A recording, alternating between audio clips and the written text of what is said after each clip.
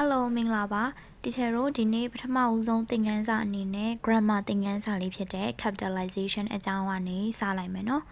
ဆိုတော့ဒီချက်ကဒီ early ဒီ pre GED early မိတ်ဆက်မှာဒီချက်ပြောထားတဲ့အတိုင်းပဲဒီချက်တို့ဒီ GED text မှာဆိုရင်အမျိုးအစား၃မျိုးဖြေရမယ်ပေါ့နော် reading ပါမယ်ဒီကိုယ့်ရဲ့စာဖတ်စွမ်းရည်ကိုစမ်းသပ်တဲ့ဟာပါမယ် writing ပေါ့နော်ဒီ essay တစ်ပုဒ်ရေးရတာပါမယ်ပြီးတော့ရင်တော့ grammar ပေါ့ကိုယ့်ရဲ့ဒီ grammar ကျွမ်းကျင်မှုgrammar အခြေခံ grammar ကိုပိုင်နိုင်စွာသုံးနိုင်မှုကိုဒီစစ်ဆေးတဲ့အပိုင်းတွေပါတယ်။ဒါကြောင့်ဒီချေတို့ဒီ grammar reading writing ၃မျိုးလေ့ကျင့်ရမှာဖြစ်တယ်။ဆိုတော့အခုဒီချေက grammar lesson တစ်ခုဖြစ်တဲ့ capitalization ကနေစလိုက်မယ်။ဆိုတော့ချေတို့ capitalization ဆိုတာပါလေ capitalization ဆိုတာကဒီချေတို့ဒီဝါကျတစ်ကြောင်းရေးတဲ့အခါသို့မဟုတ်ပေါ့နော်စာရီရေးတဲ့အခါမှာဒီချေတို့ကြီးတဲ့စလုံးကိုကြီးမယ်သေးတဲ့စလုံးကိုသေးပြီးတော့ရေးရတဲ့ဟာကိုပြောတာပေါ့နော်ဆိုတော့ငငယ်တော့ဆိုရင်ဒီချေတို့ကအင်္ဂလိပ်စာ letter တွေစပြီးတော့သင်တဲ့အခါမှာletter တွေစတယ်ဆိုရင်ဒါဆိုရင်ဒါ letter A เนาะဒါဒီလည်းပဲ letter A ဆိုတော့ဒီနှလုံးမှာဒီချေတို့ဒီ A ကိုကြတော့ capital letter စလုံးအကြီးလို့ခေါ်ပြီးတော့ DA ကိုကြတော့ small letter စလုံးအသေးလို့ခေါ်တယ်အခုဒီချေတို့ capitalization ဒီ capital ဆိုတဲ့စလုံးကနေလာတယ်ဒီစကားလုံးတွေကိုဘယ်အချိန်မှာကြီးတင်တယ်လဲဘယ်အချိန်မှာသေးတင်တယ်လဲဆိုတာကိုဒီချေတို့ကလေ့လာရမှာဖြစ်တယ်။ Okay ဒါဆိုချေတို့စလိုက်ကြမယ်။ဆိုတော့ကိုက when do you use capital letters ကိုဘယ်အချိန်မှာသုံးရမလဲဒါကိုသိရမယ်အဲ့ဒါကိုသိဖို့အတွက်ဒီချေတို့က capitalization rules စီကံလေးတွေနည်းနည်းရှိတယ်ပေါ့နော်စီးမြင့်လေးတွေရှိတယ်အဲ့ဒီစီးမြင့်လေးတွေအရာဒီချေတို့ဒီစလုံးတွေကိုကြီးတဲ့နေရာသေးတဲ့နေရာမှာအဆင်ပြေအောင်သုံးရမှာဖြစ်တယ်ဆိုတော့ပထမဦးဆုံး rule number 1ကနေစလိုက်မယ်နော်Rule number 1ကကြတော့ always capitalize the first letter in a sentence ဆိုတော့ always capitalize အမြဲတမ်းအကြီးစလုံးနဲ့ရေးရမယ် the first letter in the sentence ဝါကျတစ်ကြောင်းမှာပထမဆုံးစလုံးသည်အမြဲတမ်းအကြီးဖြစ်ရပါမယ်ဆိုတော့ဒီ example ဝါကျမှာ the bicycle is red ဆိုတော့ဒီဝါကျရဲ့ပထမဆုံးစလုံးသည် T ဖြစ်ပါတယ်သူအမြဲတမ်းကြီးရမယ်เนาะ and next line they all got very wet okay so ဒီဝက်ကြမှာဆိုရင်လေ the first letter is T အဲ့ဒီ T ဒီပထမဆုံးစလုံးဒီ always capitalize အကြီးစလုံးနဲ့ရေးပြရမယ်နောက်ဆုံးတစ်ခုမှာဆိုရင် skiing is so much fun ဒီဝက်ကြမှာရှယ်တို့ရဲ့ပထမဆုံးစလုံးဒီ S ဖြစ်ပါတယ်ဆိုတော့ဒီမှာသူ့ကိုလည်းဒီဝက်ကြရဲ့ပထမဆုံးစလုံးဖြစ်တဲ့အတွက်ကြောင့်မလို့အကြီးရေးထားတာဖြစ်ပါတယ်ဆိုတော့ rule number 1ကိုပြန်ပြောရမယ်ဆိုရင်ဝါကျတဲ့ကြောင်းမှာပထမအဆုံးစလုံးကိုအမြဲတမ်း capitalize လုပ်ရပါမယ်အမြဲတမ်းအကြီးစလုံးနဲ့ရေးရပါမယ် okay ဒါဆိုရင် rule number 2ကိုဆက်ပြီးတော့သွားပါမယ် rule number 2 always capitalize names and proper nouns names နာမည်တွေ proper nouns တဦးဆိုင်နာမည်တဦးဆိုင်နံဆိုတာဒီချေတို့တဦးတယောက်ထဲနဲ့ဆိုင်တဲ့နာမည်တွေเนาะဆိုတော့ဒီချေတို့နာမည်တွေတဦးဆိုင်နံတွေကိုတော့ဒီချေတို့အမြဲတမ်းစလုံးအကြီးနဲ့ရေးရမယ်ဒီချေတို့ငငယ်တွေကသင်ခဲ့ရတဲ့နာမည်တွေเนาะကိုယ့်နာမည်ကိုရေးရင်လည်းဘာနဲ့ရေးရလဲစလုံးအကြီးလေးနဲ့ရေးပေးရတယ်เนาะအဲ့လိုပဲဒီချေတို့ proper noun တဦးတယောက်နဲ့သာဆိုင်တဲ့တစုံတစ်ခုနဲ့သာတီးတန်းဆိုင်တဲ့နာမည်တွေဆိုရင်လည်းချေတို့ဒီစလုံးကြီးနဲ့ရေးရမယ်ဆိုတော့ဒီမှာဒီချေတို့ example we visited Paris last year ဒီဘွဲကြမှာဒီချေတို့ဒီ proper noun တစ်ခုရှိနေတယ်အဲ့ဒါကဘာလဲဆိုတော့ Paris ဒီမြို့တစ်မြို့ရဲ့နာမည်ကိုပြောထားတာဖြစ်တယ် Paris ဒီတဦးဆိုင်နာမည်ဖြစ်တယ်ဘာဖြစ်လို့လဲဆိုတော့ဒီချေတို့ကမ္ဘာပေါ်မှာရှိသမျှမြို့တွေတိုင်းကိုသွားပြီးတော့ Paris လို့လိုက်ခေါ်နေလို့မရဘူး Paris ဒီအဲ့ဒီနိုင်ငံအဲ့ဒီနေရာမှာရှိတဲ့မြို့ကိုပဲခေါ်လို့ရတယ်သူတဦးတယောက်တည်းနဲ့ဆိုင်တဲ့ nouns ဖြစ်တယ် Paris ဒီ proper noun ဖြစ်တဲ့အတွက်ကြောင့်ချေတို့ဒီသူ့ရဲ့အစစလုံး P ကိုအကြီးလေးနဲ့ရေးပေးရမယ်နောက်တစ်ကြောင်းဆိုရင် we think Murphy is sad okay ဒီမှာ we also have a name เนาะနာမည်လေးတစ်ခုတွေ့တယ် is Murphy ဆိုတော့နာမည်ဆိုတော့ဒါက ဒီနာမည်ဒီဒါလူနာမည်တော်၎င်းခွေးနာမည်တော်၎င်းကြောင်နာမည်တော်၎င်းပေါ့နော်တစုံတစ်ခုရဲ့နာမည်ဖြစ်နိုင်တယ် anyway it's a name နာမည်ဖြစ်တဲ့အတွက်ကြောင့်မလို့ချေတို့ဒီသူ့ရဲ့အစစလုံး m ကိုအကြီးလေးနဲ့ရေးပေးရတာဖြစ်တယ်ဆိုတော့ rule number 2ကိုမှတ်မိရမယ် rule number 2ကကြတော့ဒီချေတို့နာမည်တွေတဦးဆိုင်နာတွေကိုစလုံးအကြီးနဲ့ရေးပေးရပါမယ်ဆိုတော့ဒီချက်ကဒီမှာချွင်းချက်လေးတစ်ခုကိုပြောပြချင်တယ်ဒီချက်တို့ကအရှိမက slide မှာပြောထားတယ်နာမည်တွေတူးဆိုင်နံတွေကိုစလုံးအကြီးနဲ့ရေးပြရမယ်လို့ပြောထားတယ်ဒါပေမဲ့တချို့ချွင်းချက်တွေကတော့ဒီချက်တို့မှာ mom dad grandma grandpa စသဖြင့်အဲ့ဒီစလုံးတွေကတော့ဒါဒီပြောရမယ်ဆိုရင်ဒီဟာတွေဒီတူးဆိုင်နံလည်းမဟုတ်ဘူးနာမည်တွေလည်းမဟုတ်ဘူးဒါပေမဲ့ဒီချက်တို့ဒီအဲ့ဒီစလုံးတွေကိုနာမည်အနေနဲ့အသုံးများတာဖြစ်တဲ့အတွက်ကြောင့်မို့လို့သူတို့ကိုလည်းအစလုံးအကြီးနဲ့ရေးရမယ်เนาะသူတို့ကနာမည်လည်းမဟုတ်ဘူး proper nouns လည်းမဟုတ်ဘူးအမှန်တကယ်ဒါပေမဲ့ချေတို့ဒီလိုမျိုးမိသားစုတွေကရင်းနှီးတဲ့စလုံးတွေပေါ့ mom dad ဒီဟာတွေကိုချေတို့ခေါ်တဲ့အခါမှာနာမည်လိုမျိုးကိုစားပြုပြီးတော့သုံးတာဖြစ်တဲ့အတွက်ကြောင့်မို့လို့သူတို့တွေကိုတော့စလုံးကြီးနဲ့ရေးပေးရပါမယ် so example I love going to the park with mom okay so here mom သုံးထားတယ်ဒီမှာ m ကိုအကြီးလေးနဲ့ရေးရမယ် when can I go fishing grandpa ဆိုဒီမှာ grandpa ကိုဒီနာမည်အနေနဲ့သုံးထားတာဖြစ်တဲ့အတွက်ကြောင့်မလို့ချေတို့ကြီးလေးကိုအကြီးလေးနဲ့ရေးပေးရပါမယ်ဆိုတော့ဒီ slide မှာဒီချေဘာပြောလိုက်လဲဆိုရင်ဒီချေတို့ကနာမည်တွေ proper nouns တူဆိုင်တဲ့နေကိုအကြီးစလုံးနဲ့ရေးရမယ်ဆိုပေမဲ့လို့ဒီမိသားစုတွေကရင်းနှီးတဲ့ခေါ်ပေါ်တဲ့အသုံးအနှုန်းတွေပေါ့ mom dad grandma grandpa စသဖြင့်စလုံးတွေကိုကိုက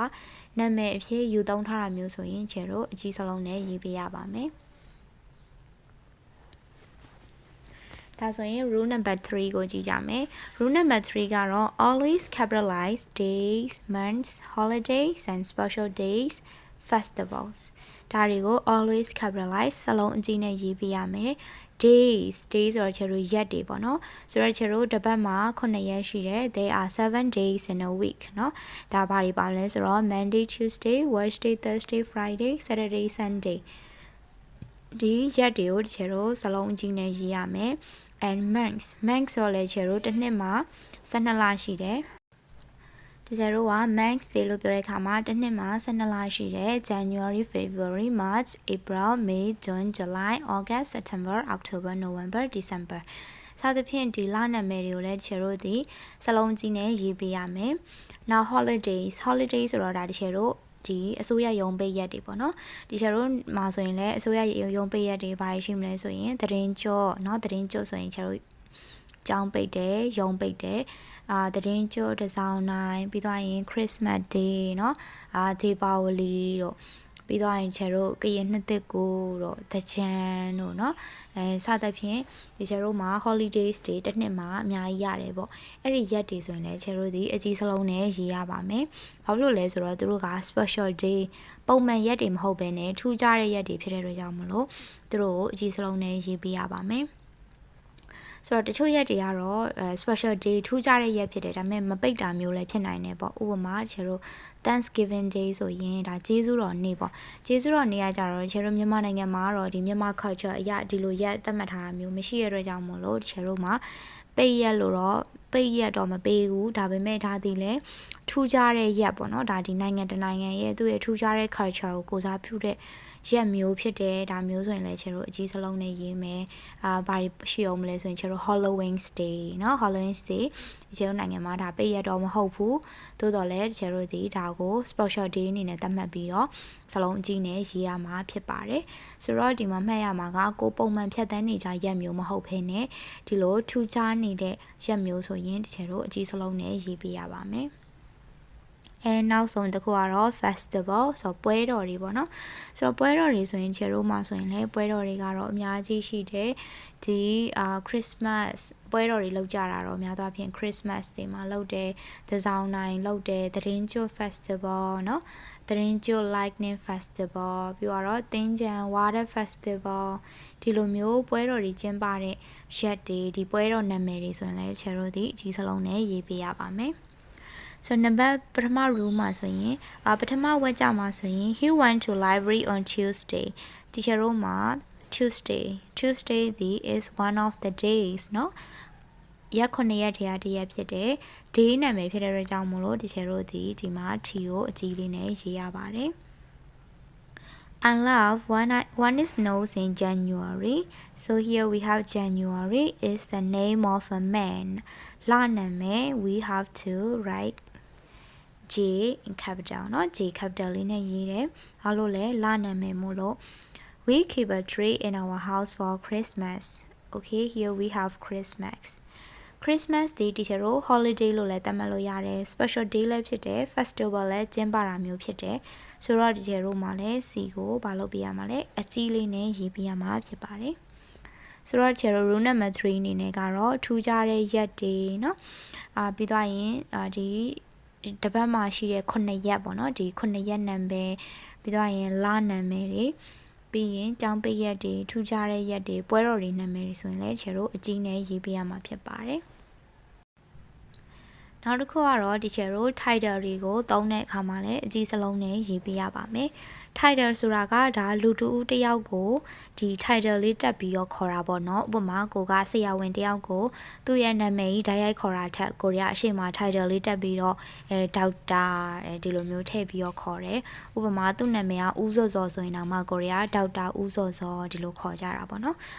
ဆရာမတွေဆိုရင်လည်းဥပမာဆရာမနာမည်ကဝင်းဝင်းဆိုရင်လည်းဒါဝင်းဝင်းလို့မခေါ်ဘူးဆရာမဝင်းဝင်းအရှိကနေဆရာမဆိုတဲ့ title လေးကိုတက်ပြီးတော့ခေါ်တာပေါ့တကယ်လို့ကိုကပါမောက်ခတွေကိုခေါ်ရဲဆိုရင်လည်းပါမောက်ခနာမည်ကဦးစိုးဆိုရင်လည်းဦးစိုးလို့မခေါ်ဘူးပါမောက်ခဦးစိုးเนาะ professor စသဖြင့်ခြေတို့ဒီ title လေးတွေပေါ့နော် title လေးတွေတက်ကြပါတယ်ဆိုတော့ဒါကိုလုပ်တဲ့အလုပ်အကိုင်းယာဒူးပေါ်မှာမူတည်ပြီးတော့ title လေးတွေရှိတတ်တယ်ပေါ့ဥမာကိုက manager တယောက်လုပ်နေဆိုရင်ဒါဆိုရင် manager ဦးစိုးဒါဆိုရင် manager ဒီသူ့ရဲ့ title ဖြစ်ပါတယ်တကယ်လို့ကိုကဒီမျိုးဝင်သို့မဟုတ်သမရပေါ့နော်ဒီဟာတွေကိုခေါ်တဲ့အခါမှာလဲခြေတို့ဒီနာမည်တိုင်းတိုက်ရိုက်ခေါ်တာမျိုးထက်ဒီခြေတို့ title လေးတွေခေါ်တာများတယ်ဥပမာဒီ Joe Biden ဆိုရင်လည်းခြေတို့က President Joe Biden เนาะဆိုတော့အရှိကသူ့ရဲ့ title ဖြစ်တဲ့ President ကိုထည့်ပြီးတော့ခေါ်ကြတာပေါ့ President Donald Trump ပေါ့เนาะစသဖြင့်ပြီးတော့ရင်ဒီခြေတို့က President မဟုတ်လဲတခြားယာတုအဆင့်ဆင့်နာမည်တွေပေါ့မြို့တော်ဝင်ဆိုလဲ Mayor ဘသူပေါ့ Mayor Johnson စသဖြင့်ပေါ့เนาะဒီခြေတို့မှာလူတစ်ယောက်ကိုခေါ်တဲ့အခါမှာသူ့မှာ title ရှိရဆိုရင်ခြေတို့ title လေးကိုတက်ပြီးတော့ခေါ်လို့ရတယ်အဲ့လိုခေါ်တဲ့အခါမှာအဲ့ဒီ title တွေကိုခြေတို့ဒီအကြီးစလုံးနဲ့ရေးရမှာဖြစ်ပါတယ်အဲ့တော့အလုတ်ကိုင်းကိုယ့်ရဲ့အနေအထားနဲ့ပတ်သက်ပြီး title တွေရှိတယ်လို့နောက်ထပ်ခြေတို့သုံးတက်တဲ့ title တွေကကြတော့ဒီ MR dot ပေါ့နော်ဒါဆိုရင်ခြေတို့ Mr ကိုခေါ်တာဖြစ်ပါတယ် Mr ဆိုတော့ခြေတို့ဒီမှာအမျိုးသားတွေအိမ်အောင်ကြပြီးသည်ဖြစ်စေအိမ်အောင်မကြရသေးဘူးဖြစ်စေသူတို့မှာအရှိမတက်ပြီးခေါ်တဲ့ title ဖြစ်ပါတယ်မြန်မာလိုဆိုရင်တော့ဦးဆိုတဲ့ဦးတက်ပြီးခေါ်တဲ့သဘောမျိုးပေါ့နော်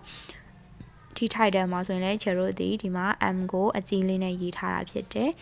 နောက်တစ်ခုက Mrs ပေါ့နော် Mrs ကကြတော့ဆိုရင်လည်းဒါဒီချေတို့ဒီအမျိုးသမီးတွေအတွက်ခေါ်တဲ့ title ပေါ့အမျိုးသမီးတူဟာအိမ်အောင်ကြပြီးသားဆိုရင်သူ့ကိုဒီချေတို့က Mrs ဆိုတဲ့ title ကိုတက်ပြီးတော့ခေါ်လို့ရတယ်ဆိုတော့ဒီမှာ title M ကိုအကြီးနဲ့ရေးထားပါတယ်ပြီးတော့နောက်တစ်ခုက Miss ပေါ့နော်ဆိုတော့အမျိုးသမီးတို့က married လား single လားကိုကမတဲကွဲဘူး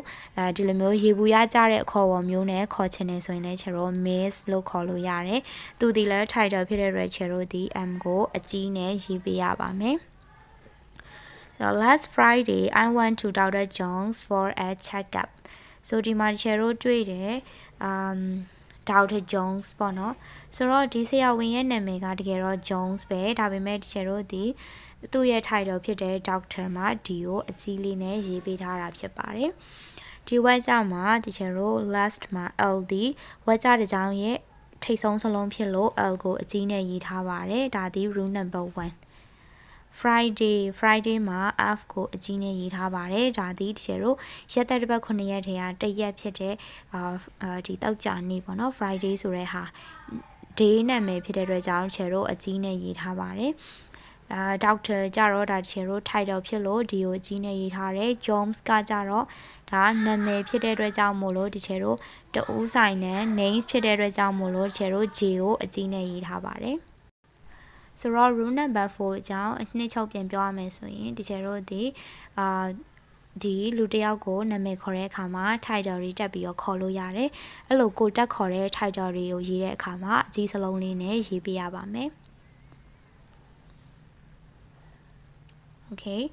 နောက်တစ်ခုက always capitalize the first letter of languages so languages ဘာသာစကားတွေပေါ့နော်ဘာသာစကားတွေရဲ့ပထမအဆုံးစလုံးကိုလည်း capitalize အကြီးစလုံးနဲ့ရေးပေးရမယ်ဆိုတော့ချေတို့ကကမ္ဘာပေါ်မှာနိုင်ငံတွေအများကြီးရှိတယ်နိုင်ငံအလိုက်လူမျိုးအလိုက်သုံးကြတဲ့ language တွေကလည်းမတူဘူး language အမျိုးမျိုးရှိတယ်ဒီချေတို့ language တွေကိုရေးတဲ့အခါမှာအစဒီ first letter ပေါ့နော်အစစလုံးကိုအကြီးနဲ့ရေးရမယ်ဆိုတော့ I speak English Hindi and French ဒါဆိုရင်သူပြောတတ်တဲ့ဘာသာစကား၃မျိုးကိုပြောထားတယ် English မှာ E ကိုအကြီးနဲ့ရေးတယ် Hindi မှာ H ကိုအကြီးနဲ့ရေးပြီးတော့ French မှာ F ကိုအကြီးနဲ့ရေးထားပါတယ်ဆိုတော့ဒီကျတို့ဒီဘာသာစကားတွေရဲ့နာမည်ကိုပြောတဲ့အခါမှာအဲ့ဒီဘာသာစကားတွေရဲ့အစစလုံးကိုတချို့အကြီးနဲ့ရေးရမယ်။ဒါပေမဲ့ဒီချက်ကတခုသတိပေးချင်တာကတချို့ကျောင်းသားတွေဒီဘာသာစကားနဲ့ဒီကျောင်းမှာသင်ရတဲ့ subject နဲ့ကိုရောတာမျိုးဖြစ်နိုင်တယ်ပေါ့နော်။ဒီချက်ကတော့ပြောလိုက်တာဘာသာစကားတွေကိုအစအကြီးနဲ့ရေးမယ်လို့ပြောပေမဲ့လို့တချို့ကကြတော့ဒီချက်တို့ကဒီတင်ချဆိုရင် mathematics ပေါ့ mathematics မှာ M ကိုအကြီးရေးချင်တာမျိုးပြီးတော့ရင် history တမိုင်းပေါ့တမိုင်းမှာ H ကိုအကြီးနဲ့ရေးချင်တာမျိုးပထဝီဆိုရင်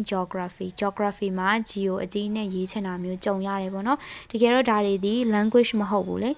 တင်ချာတို့တမိုင်းတို့ပထဝီတို့ဆိုတာ language မှမဟုတ်တာเนาะသူတို့ကဘာသာစကားသူတို့ကဒီတိုင်း subject တက်ပဲပေါ့နော်ဘာသာစကားမဟုတ်ဘူး subject တက်ပဲသူတို့ကိုအကြီးနဲ့ရေးစရာမလိုဘူးဒီချက်အကြီးနဲ့ရေးခိုင်းတာက language တွေပေါ့နော် language တွေကိုအကြီးနဲ့ရေးပါမယ်အဲ့ဒီမှာ subject တွေတော့မပါဘူးပေါ့နော်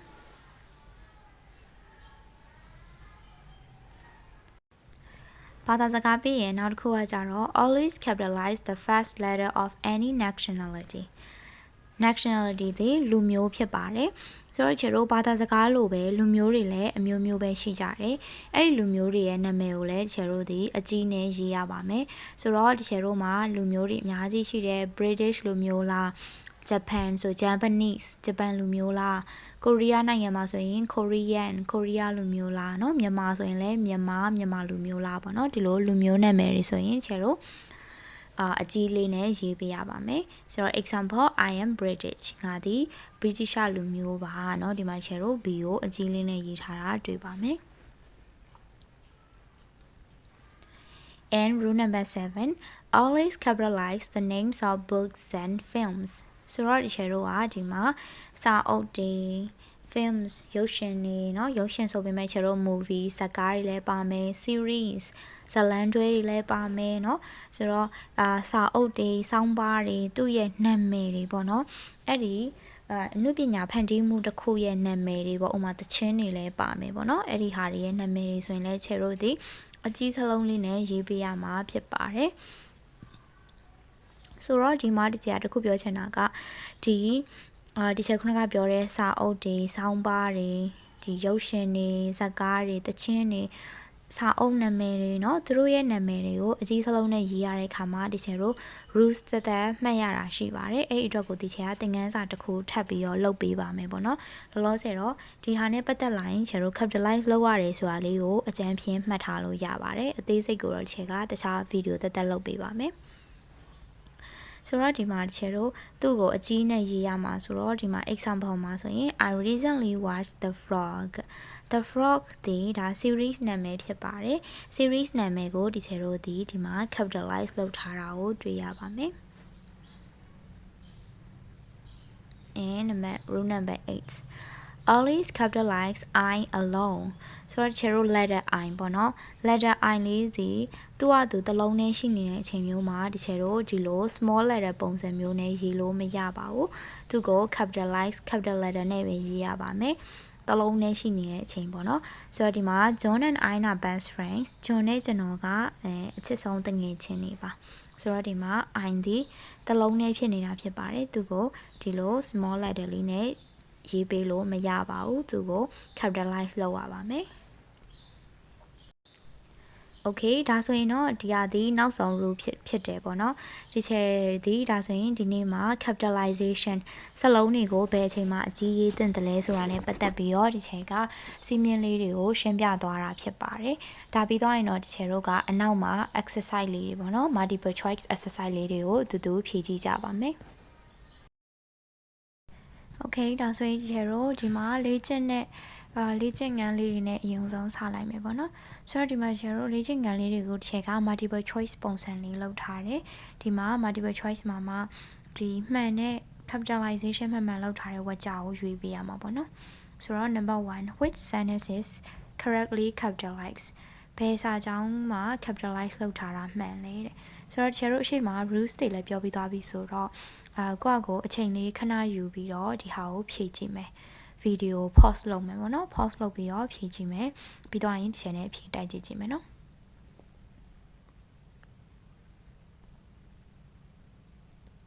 โอเคအဖြေမှန်ကတော့ဒီချက်တော့ number C ပါ number C မှာဆိုရင် my friend lives in New York City and loves Central Park ဒီမှာချက်တော့ capitalization လောက်ထားတာကပထမဆုံးဒီဝက်ကြရဲ့ထိတ်ဆုံးစလုံးက capitalize ဖြစ်ရမယ်ဆိုတဲ့အတွက်သူက M က capitalize ဖြစ်နေတယ်ဆိုတော့ဒါမှန်တယ်ပြီးတော့ရင်ဒီချက်တော့ဒီ New York City ကြတော့ချက်တော့ဒီ proper nouns ဖြစ်တဲ့အတွက်ကြောင့်မို့လို့ချက်တော့ capitalize လုပ်ထားရတယ်ပြီးတော့ရင် Central Park လည်းထိုနည်း၎င်းပဲပေါ့နော်ဒီမှာ proper noun တိုးဆိုင်နံဖြစ်နေတဲ့အတွက်ကြောင့်မို့လို့ချက်တော့ capitalize လုပ်ထားပါတယ်ဒါကြောင့်ချက်တော့ဒီ capitalize မှန်ကန်လုပ်ထားတဲ့ C ကိုရွေးလိုက်ပါတယ် okay so number 2 choose the sentence that uses capitalization correctly capitalization မှန်ကန်လုပ်ထားတဲ့ဝါကျကိုရွေးရမယ်ဆိုတော့ဒီမှာဝါကျကတော့ next summer I plan to visit the Grand Canyon in Arizona ဆိုတော့ဒီမှာချက်တို့ဒီcapitalize လုပ်တဲ့စလုံးတွေကို capitalize လုပ်ထားတဲ့ဟာကိုပဲချက်တို့ရွေးရမှာပေါ့နော်ဆိုတော့ဗီဒီယိုခဏလေးရပ်ပြီးတော့ဖြေရှာကြည့်မယ်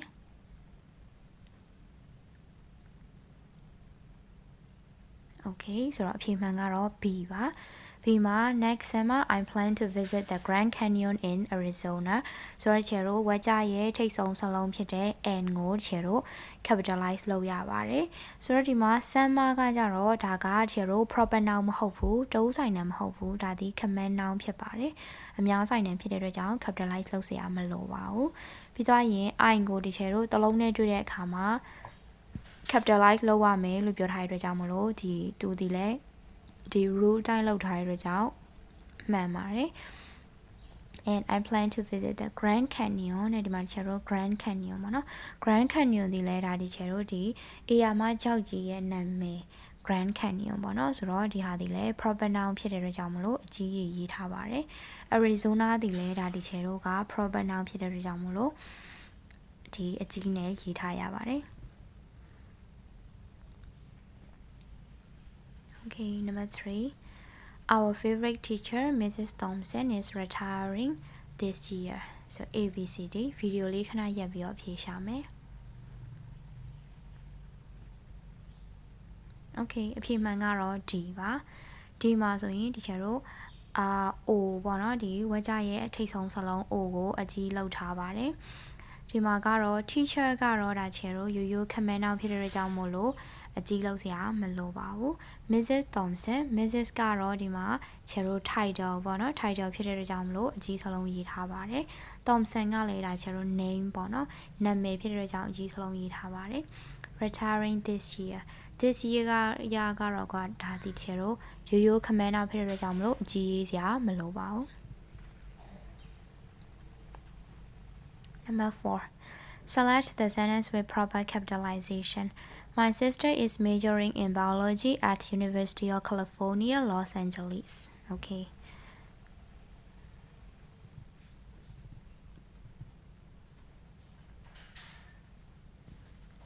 အဖြေမှန်ကတော့ C ပါဆိုတော့ဒီမှာရှယ်တို့ဝက်ကြတစ်ကြောင်းရဲ့အစစလုံးဖြစ်တဲ့ M ကိုအကြီးရေးထားပါတယ်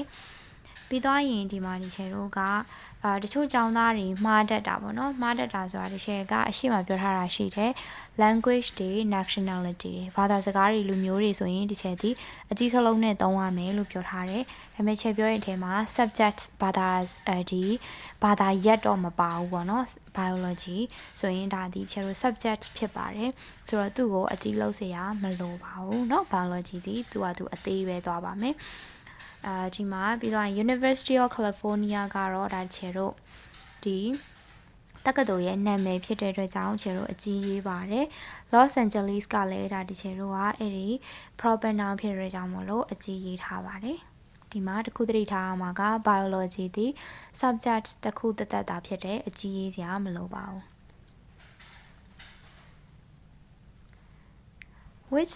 sentence is written with correct capitalization The White House is located in Washington D.C. Okay.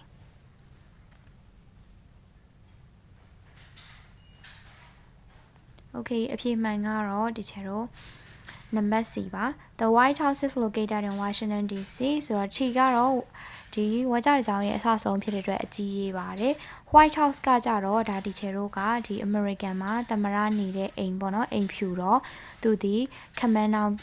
proper noun ဖြစ်ပါတယ်တဦးဆိုင်နံဖြစ်တဲ့အတွက်ကြောင့်ချေတို့အကြီးကြီးသုံးထားပါတယ် Washington DC လည်းဒီသဘောပါပဲဒီဟာဒီလည်းဒီချေတို့ကမြို့နာမည်ဖြစ်တဲ့အတွက်ကြောင့်နာမည် proper noun ဖြစ်တဲ့အတွက်ကြောင့်အကြီးစလုံးလေးသုံးထားရပါတယ်ဒါကြောင့်နံပါတ် C ကအဖြေမှန်ဖြစ်ပါတယ်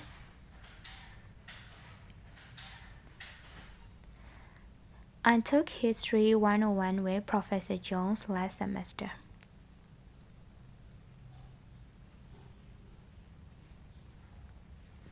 Okay အဖြေမှန်ကတော့ D ဖြစ်ပါတယ်ဆိုတော့ဒီမှာရှယ်တို့က I ကတော့ဒီမှာတစ်လုံးနဲ့လည်းဖြစ်နေတယ်ပြီးတော့ဝက်ကြတစ်ကြောင်ရဲ့အစမှာလည်းရှိရတဲ့အတွက် I ကို capitalize လုပ်ထားပါတယ်ဒီမှာအကြောင်းသားတွေရှုပ်ထွေးနိုင်နာကတော့ history 101ဖြစ်ပါတယ် history 101ဆိုတော့ဒီမှာဒီချက်အရှိမပြောထားတယ်ဘာသာရပ်တွေပေါ့နော် subject တွေကိုတော့အကြီးစလုံးလုံးစရာမလိုဘူးလို့ပြောထားပါတယ်ဒါပေမဲ့လို့ဒီ subject တွေရဲ့အရှိသို့မဟုတ်အနောက်မှာပေါ့နော်ဒီလိုမျိုးတွဲဖက်စလုံးတစ်ခုခုပါလာပြီဆိုရင်ဒါဒီအခုဒီချက်တို့တွေ့ရတဲ့ history 101ဒီ subject မဟုတ်တော့ပါဘူး course name ဖြစ်သွားပါတယ်အဲ့ဒီ course name ဖြစ်သွားတဲ့အတွက်ကြောင့်ချက်တို့ကအကြီးစလုံးလေးဖြစ်သွားတာဖြစ်တယ်တကယ်လို့101မပါဘဲနဲ့ history တစ်လုံးသေးတာဆိုရင်တော့ဒါကသူဒီရိုးရိုး subject ဆိုပြီးတော့အသေးနဲ့ပဲရေးရမှာပေါ့နော်အခုကတော့ချက်တို့ history 101ဒီ course name ဖြစ်သွားတဲ့အတွက်ကြောင့်ဒီချက်တို့အကြီးစလုံးလေးသုံးထားတာဖြစ်တယ်and Professor Jones Professor ကတော့ချက်တို့ title name ဖြစ်တဲ့အတွက်ကြောင့်မလို့ P ကိုအကြီးနဲ့ရေးပါတယ် Jones ကလည်းဒီချက်တို့လူနာမည်ပေါ့နော် name ဖြစ်တဲ့အတွက်ကြောင့်အကြီးနဲ့ရေးပါတယ် last semester ကတော့ရိုးရိုး command noun ဖြစ်တဲ့အတွက်အကြီးလုံးစရာမလိုပါဘူး Okay ဆိုတော့ဒီမှာဒီချက်တို့နည်းနည်းကျောင်းသားတွေ confusing ဖြစ်သွားတာပေါ့နော်ဆိုတော့ဒီ subject history ဒီ subject ဖြစ်ရတာနဲ့ဘာဖြစ်လို့ capitalize လုပ်ထားတယ်လဲပေါ့အဲ့တော့ဒီချက်တို့ဒီ subject တစ်ခုcapitalize လုပ်ရမယ့်နေရာလေးတွေပြောထားတယ်သူကthe first word in a sentence ဝက်ကြတစ်ကြောင်ရဲ့ထိတ်ဆုံးနေရာမှာဖြစ်နေရင်တော့အကြီးလောက်ရမယ်ဒါကဒီချက်တို့ rule တိုင်းပဲဝက်ကြတစ်ကြောင်ရဲ့ထိတ်ဆုံးရောက်နေတဲ့အခါမျိုးမှာသူဒီH ကိုအကြီးနဲ့ရေးရမှာဖြစ်တယ်။နောက်တစ်ခုကကြတော့ဒီချေတို့ part of a title သို့မဟုတ် proper noun ပေါ့နော်။ဆိုတော့တဦးဆိုင်နံသို့မဟုတ်ဒီခေါင်းစဉ် title တစ်ခုရဲ့အစိတ်အပိုင်းဖြစ်နေတဲ့အချိန်မျိုးမှာဆိုရင်လည်းချေတို့အကြီးစလုံးနဲ့ရေးရပါမယ်။ဆိုတော့ဒီမှာ I'm reading a brief history of time.A brief history of time I'm reading ဆိုတာဒီစာအုပ်တအုပ်ရဲ့နာမည်သို့မဟုတ်ဆောင်းပါးတစ်ပုဒ်ရဲ့နာမည်ဖြစ်နိုင်တယ်ပေါ့နော် title ဖြစ်နိုင်တယ်ဒါကြောင့် title ရဲ့အစိတ်အပိုင်းဖြစ်နေတယ်ဆိုရင်တော့ဒါတစ်ချက်တို့ဒီအကြီးစလုံးသုံးထားတာဖြစ်ပါတယ် and she teaches American history သူက American history ကိုသင်တယ်ဆိုတော့ဒါဒီနေရာမှာ American history ဒီဟာဒီရိုးရိုး subject ကိုပြောချင်တာမဟုတ်တော့ဘူး course name သို့မဟုတ် proper noun ဖြစ်သွားတာဖြစ်တဲ့အတွက်ကြောင့်ခြေတို့အကြီးစလုံးနဲ့ရေးပေးရပါတယ် ဒါပေမဲ့အဲ့လိုတွေမှမဟုတ်ဘူးဒီကျတို့ရိုးရိုးတနက် misness ဒီဝက်ကြတဲ့ကြောင်ရဲ့အလယ်မှာပေါ့နော် as a regular noun ပုံမှန် noun အနေနဲ့ပေါ်လာတယ်ဆိုရင်တော့သူက lower case အသေးစလုံးနဲ့ပဲရေးရမှာပါဆိုတော့ example I enjoy studying history ဒီမှာဆိုရင်တော့ဒါဒီကျတို့ဒီရိုးရိုး subject အနေနဲ့ရည်ညွှန်းတာဖြစ်တဲ့အတွက်ကြောင့်မို့လို့အသေးစလုံးနဲ့ပဲရေးရမှာဖြစ်ပါတယ် Okay ဒါဆိုရင်ဒီချိန်ကနေပြီးတော့ဒီနောက်ထပ် exercise တွေထပ်ပြီးပေးထားပါတယ်ကိုယ့်ကိုအဖြေမှန်လေးတွေရွေးကြည့်ကြည့်မယ်နော်ဆိုတော့ဒီချိန်ကအနောက်မှာအဖြေတိုက်စရာဒီအဖြေရဲ့အနောက်မှာ explanation လေးရဲ့ပေးထားတာဖြစ်တဲ့အတွက်ကြောင့်မို့လို့ video ကိုအဆုံးထိဆက်သွားပြီးတော့လေ့ကျင့်ငန်းတွေကိုပြီးအောင်လုပ်ပေးပါနော်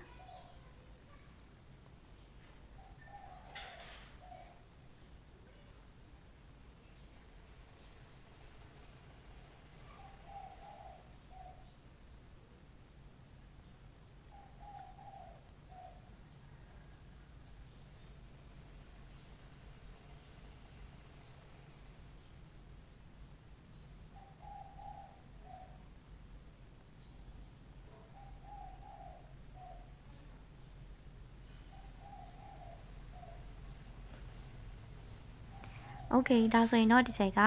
ဒီ grammar ပထမဆုံးသင်ခန်းစာဖြစ်တဲ့ capitalization သင်ခန်းစာလေးကိုနားလည်မယ်လို့မျှော်လင့်ပါတယ်တကယ်လို့နားမလည်တာရှိရင်လည်းဒီချိန်ကိုဒီchat ကနေပြီးတော့ဒီချိန်ကိုစာပို့ပြီးတော့မေးလို့ရပါတယ်